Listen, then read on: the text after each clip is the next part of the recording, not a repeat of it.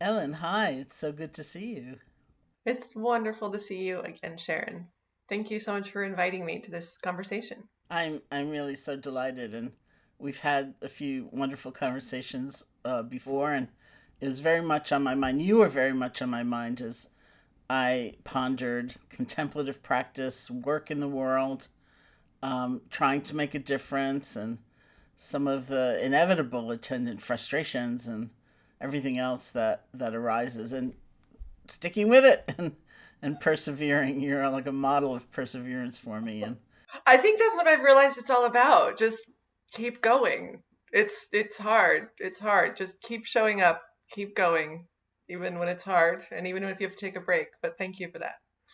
can you tell us something about the End Fund just to create some context?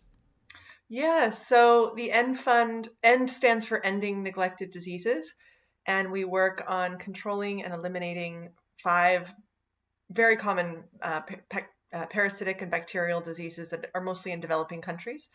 They affect over 1 billion people and cause blindness and elephantiasis, really reduce people's productivity and livelihoods. And what's quite amazing is there is a pathway for really seeing an end to these diseases. And so we support countries and local partners through funding and technical assistance for this pathway for disease elimination. So that was actually one of the things I wanted to talk to you about. Kind of the vastness of the problems and the numbers, just the sheer numbers, and how that would seem to demand a kind of vastness of vision. Like you can't really think small. On the other hand, the moment to moment action, the manifestation, is like one person or one little community, or and that's both is much more precise and it's much more specific, and it seems to me that you have to hold both at once, which is quite a feat. Yeah, I think that's a great observation. I think it's also sort of the evolution of our lives and our work in this space. We can hold a little bit of a bigger vision over time or have a little bit of a bigger circle of influence. Sometimes just as a citizen, as a an individual, we hear these numbers and that's when we give up. We just think, well, yeah, what can I do that will make a difference in this immensity of pain, or my contribution is, it's just negligible. So I'm wondering how you continue to inspire yourself, because if you're not having that vision direct of the person receiving the care and seeing that individual life wonderfully changed or transformed, how do you bring it to an email, or a budget? Like, Well, it's still one person at a time. So, are you present in the conversation with that donor and authentic about what the needs are? Are you spending time coaching the next generation of people that are working in this social change and doing it in a way that's walls down, ego free as possible, just building trust and building network. So I do feel like it still is one person, one interaction at a time. It's just a little more distal from the person in the community, which is actually more appropriate. I mean, the communities that we work, there are community health workers in those communities that are the ones that are providing service. And the trust, the local cultural knowledge, the ability to really understand and change behavior when needed is at that level. And I don't need to be in that space, and so I feel like it's really just being honest about where I can have influence in the broader global health ecosystem. so now I'm curious, do you have like a reflection that you do that reminds you of your aspiration? Do you have something that helps give you perspective? Or sometimes we phrase that like, do you have a mantra? Do you have something you say for yourself? And I've been asked that question, and I say, just take a breath. Yeah. When I feel overwhelmed, I don't know what to do next, or things are, it feels like an onslaught. I say, just take a breath, and then it's like Yeah. one thing at a time. So I'm curious if you have a Yeah. saying like that. I do have one. Just do the next best thing. And maybe that should be predicated by take a breath and then do the next best thing, because you can better do the next best thing if you have spaciousness and awareness and presence with yourself to really know what that next best thing is. Because if you're in a hurried, anxious state or just listening to your busy mind, sometimes it doesn't turn out to be the next best thing. Um, yeah, and I think also I just think about how do you enhance joy and reduce suffering in the world and at a tiny micro level or in a big level is are the actions and the time that I'm spending helping to do one of those two things? And sometimes it feels like no, but it's at least a very, very big frame. So I am also curious, I know you have a contemplative practice that's very sincere and important to you. And which came first, your work or the contemplative practice? What is it, Thich Nhat Hanh? Interbeing. There's a co-arising of the two. Um, yeah, it's I don't know. Um, I don't know. I feel like actually the contemplative practice probably came first in the sense of like the real work in the world because I was lucky when I was in high school to have a neighbor who was a yoga teacher and kind of I learned a lot of yogic practices and some, when I was 15 years old, just learning, initial meditation practices. And then you know this that in my first year when I was 18 at Columbia University, I took a class from Robert Thurman in Indo-Tibetan Buddhism. And for me, the concept of right livelihood was like a lightning bolt of how do I organize my entire life around that principle? And um, that made me make choices about what I decided to do next and looking at through that lens of how do I reduce suffering? I've had to lean in and into it more in certain times to just get through. And I'm really grateful for that because I think it's a tool that is the tool for resilience and not, I mean, part of what we've talked about a lot is like, what is the difference between empathy and compassion? And empathy, are you getting like so connected that you're feeling the suffering versus a spaciousness of compassion? Or somebody yesterday used the term pathological altruism. I hadn't heard that before. Roshi Joan Halifax. It was Roshi Joan Halifax. Yeah. That is a great way of describing it. Just you're so focused on helping other that you've lost the counterpart, which is self-compassion for your own limitations and your own need to resource. And I think I'm just more and more conscious. I think you're one of the best teachers in this of figuring out how to help people have resilience. And it really is a set of tools that you can lean into and try to keep as part of your daily practice. Even if daily practice doesn't always happen every day, most days, most times, sometimes many times per day. But I think for me, it's like a contemplative meditation practice with just self-inquiry in general. And um, I've been grateful for the community of people in my life also that I find committed to that kind of practice that are, friends on a spiritual path. They may not be in my office, they may not be in my work world, but actually a core group of friends who are also committed to self-inquiry and a contemplative practice has helped just helped to be more consistent. It's one of my favorite conversations with you in a kind of more professional vein. They're often about empathy and compassion and the distinction that can be drawn. And I know it's confusing in ordinary use of language because we tend to think of them as exactly the same thing. But even in research circles, these days there's a kind of distinction that's often being made. In a way, you can almost see them as sequential.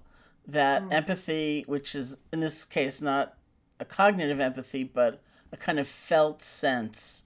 It's like a resonance, not an imposition, like I know exactly what you're feeling, because that wouldn't be appropriate either. But it's like we resonate. Something in us is responding, even viscerally, to seeing somebody who seems kind of alone or unheard or unserved in some way. And it resonates within us usually because of something it's awakening in us of a time when we, not in the same circumstances, most likely, but nonetheless had the feeling of being unseen or unheard or unacknowledged. And so we do have that kind of vibratory sense. And it's essential. I think we see a lot of coldness and cruelty in this world and a lack of empathy.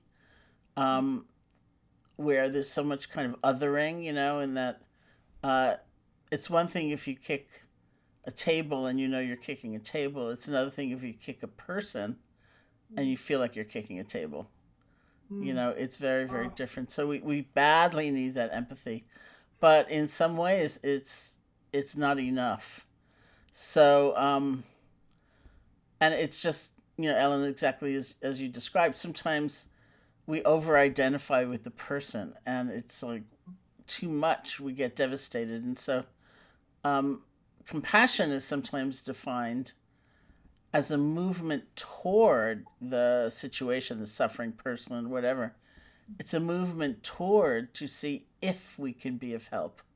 Now, that's in contrast to a movement into to burn up ourselves, because Yeah. then no one is served. We're all just suffering. And it's not a movement into to demand that we are in charge, that we're going to fix it. So I really do see it as sequential. We need that empathy for sure. But maybe we're frightened by what we uncover and we just want to run away. Or maybe we feel so depleted, so exhausted, so lacking in some kind of wherewithal or resource with which to meet what we're seeing that we want to go to bed. Or we can have a compassionate response, which is moving toward to see if we can be of help. Yeah. And so compassion is distinguished by really what you said, balance. Maybe there's compassion for ourselves as well as compassion for another. A sense of limits, which is wisdom. Like, I Mm. will do everything I can do, and Mm. I'm not in control of the universe, or I can't demand the timetable I would like. So there's balance, there's wisdom, there's perspective, there's some stability. It's funny because, I'm told that if when you Google a word, Google itself will often offer you some suggestions because they think they know what you're searching, since so many other people have searched that very thing. So I'm told that if you type in compassion, fatigue will come up right Oh. away, because there's such a sense of overwhelm and Yeah. exhaustion. But these same researchers would prefer we say empathy fatigue Mm. because the quality of compassion has a kind of inherent stability, spaciousness, Mm. self awareness.